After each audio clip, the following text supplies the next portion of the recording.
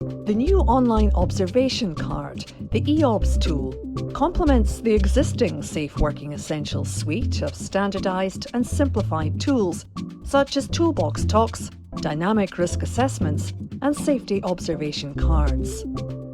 It has a sleek and very simple to use interface, which enables users to record safety concerns anonymously if required and highlight examples of good safety practice. One of the advantages of the E-OBS tool is that it incorporates a card review system.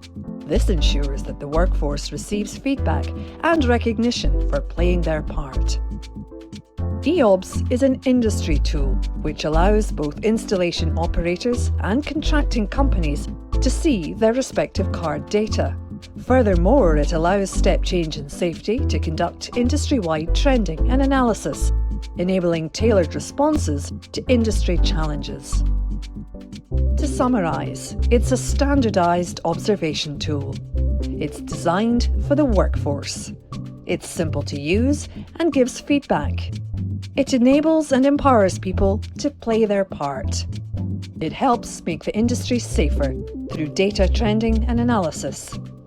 For more information, contact Step Change in Safety using the dedicated email address to get your organisation set up in the system.